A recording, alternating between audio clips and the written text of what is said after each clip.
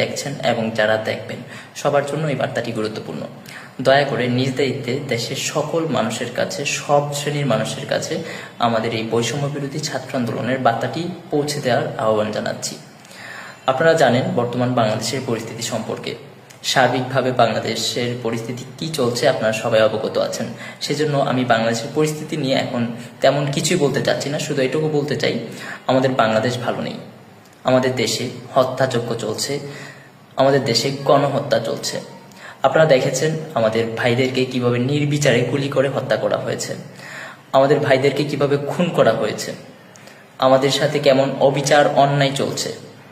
আপনারা জানেন যে সারা দেশের যে সকল শিক্ষার্থীরা বৈষম্য বিরোধী ছাত্র আন্দোলনের সাথে জড়িত ছিল এবং যারা বিভিন্ন জায়গায় সমন্বয়ক হিসেবে দায়িত্ব পালন করছিল, আমাদের এখন কেমন পরিস্থিতির মধ্য দিয়ে যেতে হচ্ছে, যাযাবরের মতো জীবনযাপন করতে হচ্ছে। আমি জানি না এই ভিডিও বার্তাটির পরে আমি আবার আপনাদের সাথে কথা বলতে পারবো কিনা, আমি জানি না আমার পরবর্তীতে আমার সাথে কি হতে যাচ্ছে। আপনারা ইতিমধ্যে দেখেছেন যে বাংলাদেশের বিভিন্ন জায়গায় সমন্বয়কদের তুলে নিয়ে যাওয়া হচ্ছে, মামলা দেওয়া হচ্ছে।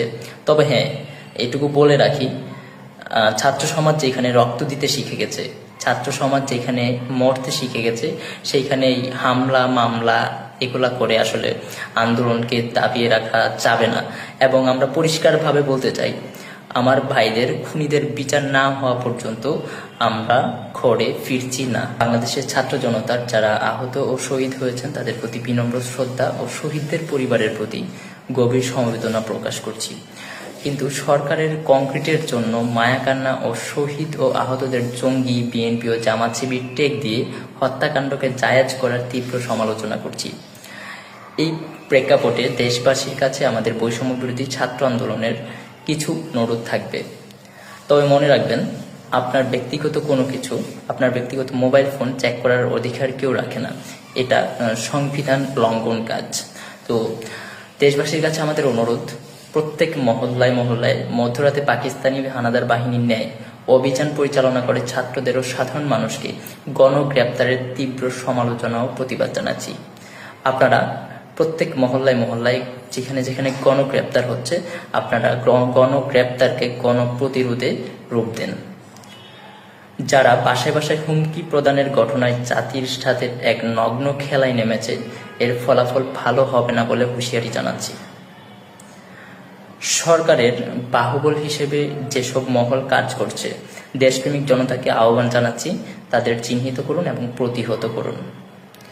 বাংলাদেশের সাধারণ মানুষকে ঐক্যবদ্ধ হয়ে তীব্র প্রতিরোধ গড়ে তোলার আহ্বান জানাচ্ছি।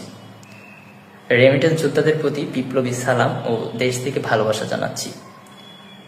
আপনারা আমাদের পাশে থাকার অনুরোধ জানাচ্ছি। হেলথ এইড ও লিগ্যাল এইড গঠনে ডাক্তার ও আইনজীবীদের পাশে দাঁড়ানোর জন্য উদাত্ত আহ্বান জানাচ্ছি। সরকারি চাকরিজীবীদের চুপ না থেকে স্ব জায়গায় থেকে দেশপ্রেমিক ছাত্র জনতার পাশে দাঁড়ানোর আহ্বান জানাচ্ছি। যে সকল শিক্ষক সমাজ ছাত্র ও জনতার সাথে দাঁড়াচ্ছেন তাদের প্রতি শ্রদ্ধা ও ভালোবাসা, সেই সাথে বৃহৎ শিক্ষক সমাজের নীরব ভূমিকা দেশের মানুষের এত এত প্রাণের বলিদানে তাদের অবস্থানকে প্রশ্নবিদ্ধ করছে। সুতরাং মানুষের পাশে দাঁড়ানোর আহ্বান জানাচ্ছি। বাংলাদেশের দেশপ্রেমিক আপামর জনসাধারণকে এই অন্যায় হত্যাকাণ্ড গণগ্রেপ্তার বন্ধে সকলকে রাজপথে নামার উদাত্ত আহ্বান জানাই। শিক্ষার্থী, শিল্পী, ইনফ্লুয়েন্সার, সাংবাদিক, শিক্ষক, পেশাজীবী, ইমাম, ব্যবসায়ী, দিনমজুর, কলকারখানার শ্রমিক এবং সরকারি কর্মকর্তা কর্মচারী সহ বাংলাদেশের সব শ্রেণী পেশার মানুষকে শিক্ষার্থীদের পাশে অবস্থান নেওয়ার জন্য অনুরোধ করছি। দেশের সকল শ্রেণী পেশার আপামর জনতাকে অনুরোধ করব, আপনারা আপনাদের সন্তানদেরকে বাঁচান, আপনারা আপনাদের সন্তানদেরকে রক্ষা করুন। চট্টগ্রাম সহ বাংলাদেশের যে সকল জায়গায় রেড দেওয়া হচ্ছে এবং শিক্ষার্থীদের ফোন চেক করা হচ্ছে, আপনারা প্রত্যেক এলাকায়, প্রত্যেকের কাছে আমাদের অনুরোধ থাকবে, আপনারা প্রত্যেক এলাকায় ঐক্যবদ্ধ হয়ে তাদেরকে প্রতিহত করুন এবং প্রতিরোধ গড়ে তুলুন। আর আমাদের আজকে দেখেছেন যে 17 বছরের একজন শিশুকেও 7 দিনের রিমান্ড দেওয়া হচ্ছে। তো বিভিন্ন বাহিনীতে যারা আছেন, আমরা আপনাদেরকে পরিষ্কারভাবে বলতে চাই, আপনারা আমাদের ভাই, আপনারা আমাদের প্রতিপক্ষ নন, আপনারা আমাদের অভিভাবক। যদি পারেন আমাদের পাশে দাঁড়ান, আর যদি না পারেন আপনারা আপনাদের জায়গায় থাকুন। আমাদের বুকের ওপর আর একটা গুলি চালানোর চেষ্টা করবেন না। আমার টাকায় কেনা বুলেট আমার বুকের ওপর চালানোর চেষ্টা করলে এর ফলাফল ভালো হবে না। শিক্ষার্থীদের উপর হামলা করে আর অমানুষের পরিচয় দিবেন না। বাংলাদেশের শিল্পী সমাজের কাছে আমাদের অনুরোধ থাকবে, আপনারা যারা আঁকতে পারেন আপনারা আঁকেন, যারা গাইতে পারেন আপনারা গান, যারা লিখতে পারেন আপনারা লিখেন, যারা কন্টেন্ট ক্রিয়েটর আছেন আপনারা আপনাদের জায়গা থেকে কথা বলেন, যারা নাট্যকর্মী আছেন আপনারা আপনাদের জায়গা থেকে সোচ্চার হন, যারা পারফর্মিং আর্ট পারেন আপনারা পারফর্মিং আর্ট করেন, যারা মাইম পারেন আপনারা মাইম করেন, যে যেখানে আছেন যেভাবে আছেন প্রত্যেকটা জায়গায় থেকে আওয়াজ তুলুন। তো বাংলাদেশের আপামর জনতাকে আমাদের অনুরোধ থাকবে, আপনার যে সকল গণমাধ্যম আমাদের সংবাদ প্রচার করে না আপনারা সে সকল গণমাধ্যমগুলোকে স্কিপ করবেন, আপনারা সে সকল গণমাধ্যমে যাবেন না, এবং যে সকল গণমাধ্যমগুলো আমাদেরকে প্রচার করছে, আমাদের কথাগুলো আপনাদের কাছে পৌঁছায় দিচ্ছে, তাদের সংবাদগুলো আপনারা শুনবেন। এবং যে সকল গণমাধ্যম এবং সাংবাদিক কর্মীরা আমাদের সাথে শুরু থেকে এখন পর্যন্ত আছেন এবং শেষ পর্যন্ত থাকার আপনাদেরকে অনুরোধ করবো, এবং আপনাদের প্রতি আমরা কৃতজ্ঞতা প্রকাশ করছি। সবশেষে বলতে চাই, বাংলাদেশের প্রত্যেকটা পাবলিক বিশ্ববিদ্যালয় এবং বাংলাদেশের প্রত্যেকটা সরকারি বেসরকারি বিশ্ববিদ্যালয়, অধিভুক্ত কলেজসমূহ এবং বাংলাদেশের প্রত্যেকটা শিক্ষা প্রতিষ্ঠানে আপনারা যেখানে আছেন যেভাবে পারেন ঐক্যবদ্ধ হন, এবং আমরা প্রতিজ্ঞা করছি আমাদের ভাইদের খুনিদের বিচার না নিয়ে আমরা ফিরব না। আপনারা ইতিমধ্যে দেখেছেন বাংলাদেশের বাইরেও বিভিন্ন জায়গায় আমাদের সাধারণ শিক্ষার্থীদের পক্ষে অনেকে অবস্থান নিচ্ছে। তো আপনারা যেইভাবে পারেন আমাদের এই নিউজগুলা বহির্বিশ্বে পৌঁছে দেন, গোটা বিশ্ব দেখুক আমাদের বাংলাদেশের শিক্ষার্থীদের সাথে কেমন ইনজাস্টিস করা হচ্ছে।